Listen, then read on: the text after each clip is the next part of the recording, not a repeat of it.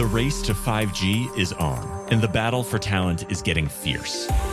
Welcome to 5G Talent Talk with Carrie Charles, a podcast dedicated to helping you face the future workforce head on. Navigate this challenging talent landscape with innovative strategies to attract, retain, and engage people in this new world of work. Only here on 5G Talent Talk with Carrie Charles, CEO of Broadstaff Talent Solutions. Hi, I'm Carrie Charles, and thanks so much for joining me today on this episode of 5G Talent Talk. And I am super excited to have with me today Alex Gellman. Alex is the CEO of Vertical Bridge, the largest private owner and operator of wireless communications infrastructure in the U.S. Alex, thanks so much for joining me today. Hey, Carrie, thanks for having me. So, Alex, tell us more about Vertical Bridge. Sure. So Vertical Bridge is the largest private tower company in the U.S. We're sort of a pure play in that we're only towers and we're only U.S. And that's by design. We're 6 years old, and we were founded by a group of folks who came out of Global Towers. Okay, great. So there's so many tower companies in the U.S. We know that, and we want to know, or I want to know, what makes you different than everyone else. Well, there's so many tower companies because it's a great business. So smart people figured out this is a great business, and we certainly weren't the first. I think what makes us different is we're in a unique spot, Carrie, where we are private. We're at scale, and we're permanent. So what I mean by that is we're privately owned. We're not publicly traded. So the big three companies in the U.S. are publicly traded. What that means is I get to know a lot of information about what they're doing. We're private. They don't get to know a lot of information about what we're doing. I like that. I like that. I guess I've been watching a lot of too many spy shows lately. At scale is really important because you have to be big enough to be a meaningful partner for T-Mobile, for AT&T, for Verizon, for iHeart, et cetera. And that's really what we want to do. We want to be the tower company that partners with our customers, not squeezes them. But to be meaningful, you have to be at scale. So that's the second thing. And then the last thing is you have to be permanent. You have to be around. And that's the trick. Get to scale, stay private, and be permanent. And I think we're really we're there, and I think we're the only one.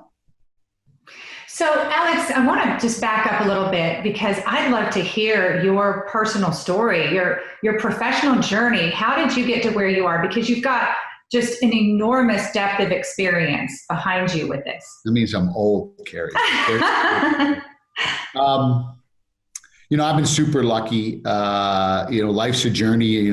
I didn't, go to school. And, what I tell my sons all the time is, you don't have to have it all planned out. I know a lot of people make you feel like you do. And I think the internet really exacerbates that because you only see the perfection of everything, right? But the reality is life is a journey. And, you're fortunate if you notice the moments that are big moments in your life, and you're fortunate if you notice the moments that are big opportunities in your life. And I've missed a few, but I said yes enough times to be very fortunate to be where I am. But I was always more entrepreneurial. So, I would say like right out of business school, I had a choice. I could join a startup wireless company and get paid nothing. Or I could take my expensive degree and go work for a giant company as a financial analyst in a cube somewhere. And guess which one I chose? Mm-hmm. And that was it. I mean, that was probably the single most important decision that set me on the path that I'm on. But, the key for me, Carrie, is it matters who you work with. It really matters who your partners are, who your colleagues are. And if you have the right people in a group, I like team sports. This is my sport. I wasn't good enough to play professionally, but I consider this a sport in a way because we keep score. And it's very important to me to have good teammates. And it's always been important to me to everybody know what position they're playing, right? And you can't all play each other's position, right? So that has always sort of guided me in business. And if you have good people and you talk, 1 + 1 = 3 in terms of ideas and opportunity, and been lucky. Luck helps. You know, it does. It really does. Alex, I would consider you one of my mentors. I look up to you as a leader. Wow. And in fact, when I took over this role as CEO of Broadstaff, you were one of the first people I reached out to. And I really would like to know, what are some secrets of your leadership style? I mean, I just think you're awesome at this. And wow. And I'd like to hear some. You know, my philosophy is you can't ask people to do something that you won't do yourself. So nobody respects somebody who won't roll up their sleeves and do it. You got to earn your stripes. They're not given to you, right? So the people don't respect leaders who will kind of do the dirty work themselves, so to speak. So that's one. You got to set an example, I guess, is one. 2, you got to be authentic. You got to be who you are. You can't be phony, or people don't like phony. People don't follow phony. They don't like it. So I think that's really important. I think 3, you got to have the hard conversations. That's the hardest part for me. Some people are easy at it than others, but you got to be able to have the tough conversations, because I have a good friend who calls it, you got to be able to go below the belt. You got to be able to say, listen, we're going to have it out here. You're not going to like what I'm going to say. It doesn't change our relationship or how I feel about you, I hope, but I don't like what's going on or what's going on. Mm-hmm. Right. And you got to really have that honest conversation. If you can't do that at work, you're not really a team. You're not really a family. And it's very easy to avoid it. You know, I've learned over the years that guys don't like to talk about their feelings very much. It's very true. I qualify. But you sort of have to, because you can't work intensely and achieve things as a team unless you do. And so that's been the hardest part. I love that. That reminds me of the book by all the books of Brene Brown, and she's written some leadership books on vulnerability. But thanks for sharing that, Alex, because I definitely look up to you as a leader. And also as a leader of Vertical Bridge, the company has just announced something that I think is just incredible. Vertical Bridge is now the first carbon neutral tower company in the world. Yeah. So this is just absolutely incredible to me. What prompted this, and how did this happen? What was the journey? Yeah, so what really happened is outside of the U.S. in particular, ESG is a very important thing for investors: environmental, safety, and governance. And I saw it at GTP when we had a Australian investor, and I'm seeing it sort of secondhand through all the digital bridge, digital colony companies, and the investors are really interested in ESG. The U.S. investors are, but to a lesser extent. But I saw it coming, and I said, we have VBCN, our charitable effort, which I think is great and sets us apart. But what else can we do, right? Because we've been doing that for 5 years. Okay, that's great. We're going to keep doing it. But what else can we do? And I realized that there's no carbon neutral tower company that we could find anywhere in the world. Why don't we be the first? We'll always be the first. Right. So I put my partner and friend Bernard on it, who is Bernard Borguy, who is incredibly detailed, and this is like he's the perfect guy for something like this. And he researched it, and he looked into what do we have to do to get there. And he in 3 months figured everything out and said, here's what we have to do to get there. And we said, let's do it. Our board was very supportive. And it's a first step of a journey, because one is you neutralize the carbon that you use, but you also then have to start reducing how much carbon you use. So it's both. So the reduction is a longer term program around what kind of fuel are we using, how efficiently are we using energy. So that's going to be next. But the first step was, how do we offset what we're using? And that's what we did. Now, I'll tell you, it's really interesting.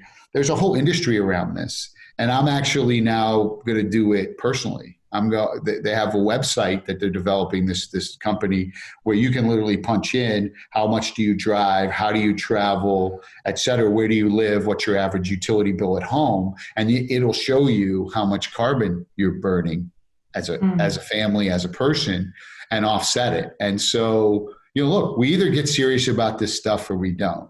I'd say the trigger, honestly, was my wife Robin got an electric car. Oh. And I was like, what?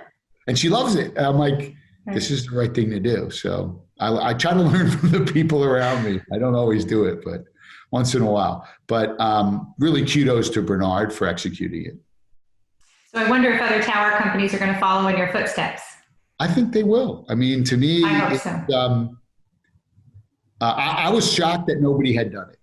Right. I really was. And I would expect others will. Good. I hope they do. Right. So do I. So, Alex, tower companies seem to be the hottest play in 5G right now. Yep. Why is that? And is this going to change once 5G is rolled out?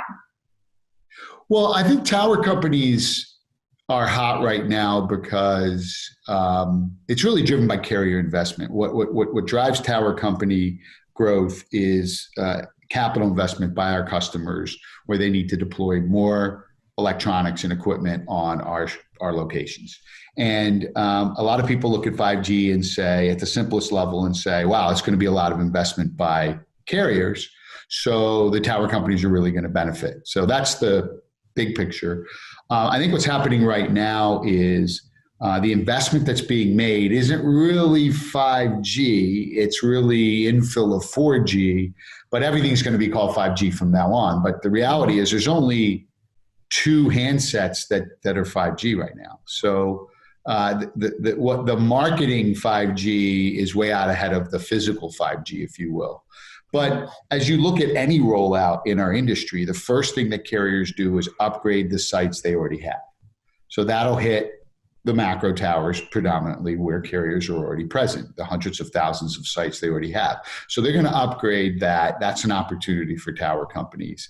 And then as 5G takes off, I think then we'll see more infill and the spread of that investment beyond macros to small cells and in building, potentially bringing in new frequencies like CBRS. But that's a little down the road. So right now, towers are at the front end of all this. That's why I think towers are up. So what we were talking about 12 months ago, the plans that were being made by the carriers, do you think that any of that has changed with COVID-19? Do you think that this is going to impact 5G going forward the next 12, 24, 36 months? So the first question, I think, yes. I think in the short run, I think my personal expectation for carrier spend, whether you call it 4G or 5G for 2020, I think it'll be lower now than I expected a year ago. But you have to point out, coming into this year, we didn't know whether Sprint and T-Mobile would merge, right? And then it wasn't until really COVID started and then April 1st it closed that happened. So that bodes well for the future. But I do think that 2020 will be a bit of a down year for everybody, because the impacts of COVID, but more carrier spending will be muted, because the new T-Mo has to do a lot of things to get started. It's the last opportunity, in my opinion, for AT&T and Verizon to spend money in other parts of their business instead of in wireless, because once new T-Mo is rocking and rolling, which I hope is soon, they'll keep going. They're never going to stop because they're all wireless. And I think that will make a put a lot of pressure potentially on the competitors to be more consistent in their spend on wireless specifically, because they have a lot of choices. They're big companies. The other thing is, I think a new T-Mo is going to have a lot more free cash. They'll be a lot bigger, so they can invest more. So I guess what I would say is this year, probably my view is less spending than I would have thought a year ago, but in the long run, it hasn't changed. And then the wild card is really, Carrie, what is 5G really going to be? What are you and I going to spend money on, or what are companies going to spend money on that's 5G? And that'll be, the sooner we get clarity on that, the faster the 5G deployment will go. And that could be, so we could have a steady 5G spend for a decade, or we could have it take off. And it will take off if there's visibility to a revenue model that works for the carriers. But we don't know what it is today. Right. You're right. I don't think anybody knows, but I like your thoughts. I like that plan. So let's talk a little bit more about Vertical Bridge. You have such just an amazing company culture, and I know that firsthand. I know your leaders, employees, you're just so easy to staff for, and people want to work for Vertical Bridge. In fact, people will call me and say, hey, can you get me into Vertical Bridge? So you've done a great job there, and your leadership has as well. Tell us about your culture and what makes you different there. I think it really embodies the work hard, play hard culture, and it's really adopted from GTP. We carried that over from GTP. When we started the company, Bernard Borgai, Mike Belsky, Mark Ganzi, and I were friends, but also colleagues. And we said, we're going to start this business, and the first money into the company was our own. And we said, we want to have a culture that is positive, that's always positive. We don't want to have a lot of the negativity that can develop in companies, and that, we want to minimize that. We don't want people, well, I won't go into it, but we basically wanted to have a positive culture from day one all the way across. And that's always been our mission. So we did a couple things. One, I interview every person before they can start. I will not interview anybody. I will not allow us to hire anybody I haven't interviewed. So now it's this, but it's been face-to-face until now. Two, we do a personality profile on everybody we interview. I won't interview anybody unless I have that profile on my desk. And gradually that's led to everybody actually using it themselves.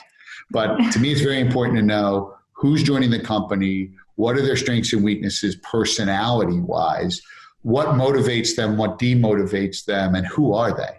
Give me some insight into who are they. I can read their resume and I can see what they've done, but I need to know who they are. What kind of person are they, so I know where they're going to fit and how they're going to fit with other people. And then we'll pull that out later, Carrie, if there's ever conflict, which there is. Families have conflict. Why is this conflict occurring? And I can look at this personality profile for both people involved and say, it's usually really good insight, and it'll tell me why. Frequently, it's because they have the same personality. Right. Right. But it happens. But so I think that was important. And then we try to have fun. We try to incorporate in what we're doing fun. We recognize that, we're here a lot. We work a lot. If it's fun, it's not debilitating. It's very hard to work at a place that's not fun. And worse, it's to me, it's physically impossible to work very long at a place you hate. And if you force yourself to do that, I honestly believe it shortens your life. So we don't want anybody ever coming into our office hating to be there. If that's what's going on, tell us, we'll figure out how to change it or go. Right? If we can't fix it, go. But that's really important. Now, we're lucky. This business is small. We're still under 200 employees. So we really can know everybody in the company. Right. So Vertical Bridge is, I would have to say that it is the most generous company that I know. And I just know so much about your philanthropic efforts and what you give and your heart and the heart of Vertical Bridge. So tell me a little bit more about the why behind that, Alex. Yeah. It comes from the team, the people. The Vertical Bridge Charitable Network is completely employee run. People volunteer. There's a committee that runs it. It's not, it's driven by what's nominated by our team members. That's really important. I think the why is honestly, it's philanthropic, but I have to say it's really, really good for the business. And I make the argument now to all the investors and really anybody I can. This is something that every company should do. I feel like it's a secret weapon, and that, for a lot of reasons. Number one, it allows us to support the causes that are important to our customer. You go back 20 years ago, you have customers or sales guy would come in and go, oh, geez, they hit me up for this or that. And it's never budgeted. And you're always like, now we're like platinum, go platinum. If it's important to our customer, we support it, which I think is meaningful. Two, and more important, anything that's important to somebody who works for us, anybody who gives time or money or both to a cause, we support that. So, for example, we have an employee who gives his vacation time to go to the Caribbean to help participate in surgeries for people who basically they are cranial surgeries. Uh-huh. So things that people need that really affects their life that they can't get. And they go down there for 2 weeks, and he literally is a volunteer for his vacation time. So what a person, right? What a human. And so we basically give him a check. So now when he goes, he takes a $5,000 or $10,000 check every time he goes. Huge, right? Wow. And it makes him feel really good about where he works. Yes. Makes him feel connected to the company and not want to leave. And that's what I want. I want to grow this company. I don't want to have to replace people who leave. So that's super important. And then we've really shifted the emphasis also to doing things together. So that's really what's under pressure right now. Last year, we got to 100% participation on our hours. Everybody got 8 hours to a volunteer time, time to volunteer. And we got to 100% participation. We're missing that right now. We can't do that. And but it really was bonding for us, both in Florida at headquarters, but around the country we had events. I think that's super important. So that was another why. And then we're just lucky. We're in such a lucky business. I mean, in the middle of COVID, we haven't had to furlough anybody. We haven't had to cut anybody's pay. We have not reduced one benefit. No, we haven't reduced 401k or 401k match. We haven't had to do any of that.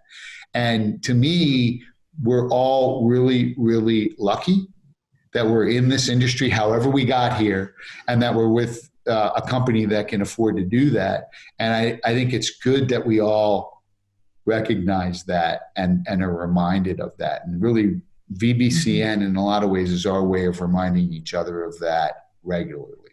And that's not bad.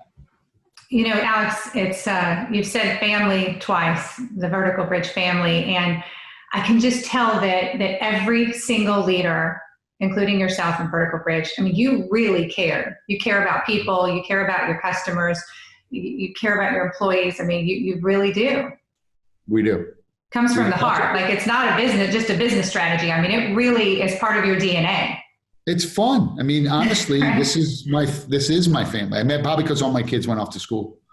But it is family. I mean, look, it's important. I know, we celebrate. It's funny. I'll give you one example. So we do a birth announcement for every tower that we build. And we internally I love it. A birth announcement and a picture of the tower and some stats about the tower, who we built it for, where it is. And when it's released, we ring bells, cowbells. We also do a similar looking birth announcement for every baby. And that's my favorite birth announcement. So anybody who works for the company has a baby, we do a little birth announcement like that. And it's a way of us celebrating, our life moves on. Mm-hmm. And the main thing right now that I'm focused on, Carrie, is how do we bring in 20-somethings into Vertical Bridge and teach them our industry and then let them take the business forward for the next few decades, because we want to be permanent. And that means that all the 50-somethings that run the company, and really our whole industry is run by 50-somethings. Yeah. How do we train and bring along the young, bright people who also are excited about it? We all learn by the seat of our pants. Belsky and I joke about this all the time. We have no idea what we were doing in the early days. Some people might argue we still don't. But really, how do we give the younger folks that opportunity so we can bring up that next sort of generation in the business? That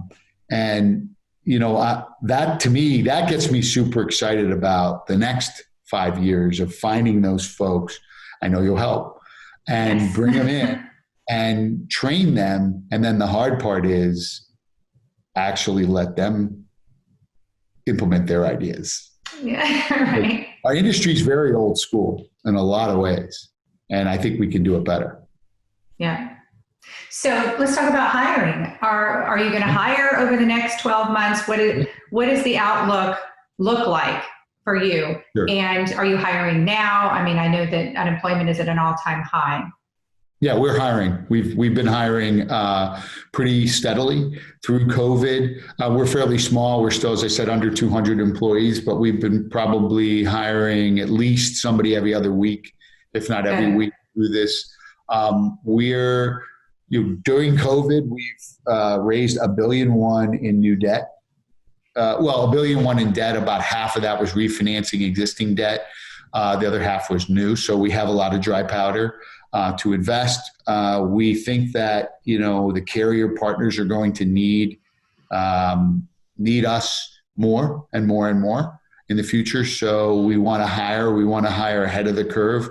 We're taking COVID as an opportunity to grab some experienced people who, for whatever circumstance, are available that wouldn't normally be available, and bring them in. And we're also trying to grab kids, as I was saying, there's some incredible kids out there who just graduated college or a year out, and they're on the street. And it's like, we're never going to have this kind of opportunity to get that kind of talent and get them, to move to Boca. They want to wait. Not a bad place to move to if you have. I don't think somewhere. So, but they think it's all. That's where my grandmother used to live. Is the first sentence of every. So I got to get through that. But no, we're absolutely hiring. We will hire to match the demand that we see from our customers. And as I said, we haven't let anybody go. We're continuing to hire, and we're ready to scale up to meet the demand as it hits. That's exciting news. So where can people find out more about Vertical Bridge, about your jobs, the career pages? I should know how to answer that, shouldn't I? Call you. No. Call me. I think our website, there's a link on our website with an app. The main thing for us is if it's someone who cares about their job and wants to accomplish something and likes a team approach. So, I would say played sports or likes sports, but likes teamwork. This is a great place. Or been in the military. This is a great place to be, because that's our philosophy, and that's what that's really what we're looking for. There's a lot of people who they look at it and say, my job is not a priority in my life. I have other things that are, much more important to me, and my job is just a way to pay the bills. That's fine. I respect that, but that's not that person won't be happy at Vertical Bridge, because that's not how we view it. Family's super important. Family is first, always, always, always, always. But you got to care. You got to give a crap, and you got to care about our mission together that we're trying to accomplish. If you don't, you're not going to really have a good experience with all the other people there, because they're going to be like, this person isn't on the team. Right. So Alex, it's a tough. Yeah. It's not a fit for everybody. No, and you're absolutely right. And that is true with every company. Before we close, I wanted to ask you just quickly. So you mentioned a little bit about it. What would you say you're looking for in the way of soft skills? I'm just curious because there's obviously the people have to have experience and the skills necessary to do the job, the resume, this, that, and the other. But what about soft skills? What's important to you? It really depends. It's a great question, hard to answer, but very important. It really depends on the job, the role, and I think a lot of it depends on the company and the culture. And this is something I know you understand very well, which is why you are so good at what you do. The key to me, the most important thing, as I said, is you got to care. You have to give a crap, because I don't have a lot of tolerance, and none of us do, for somebody who's just, sort of putting in the time. That's go work somewhere else. I think the most important soft skill is you got to be able to communicate. You have to be able to verbally communicate and communicate in writing at some pretty high level, just because we go fast, a lot of emails, a lot of communications. It does, by the way, I want to say, it doesn't mean you have to speak English the way I speak English at all. It just means you have to be able to communicate what you're trying to convey. That's everything. If we don't communicate, and if you're not good at that, and you're not good at informing your team, it becomes tough. Mm-hmm. So that's the most important soft skill. Right. I tend to agree with you. Communication to me is everything. So Alex, this has just been tremendous. I so appreciate you coming on the show. I've really enjoyed our conversation today. Thank you. Thanks for having me. Yes, and be well. You too, please. Thank you for listening to another informative episode of 5G Talent Talk, brought to you by RCR Wireless News, Telecom Careers, and Broadstaff Talent Solutions. As we advance into the future, we promise to bring you the resources you need to navigate this ever-changing landscape of 5G to help you attract, retain, and engage people in this new world of work. To access the show notes or leave a review, visit broadstaffglobal.com. Until next time.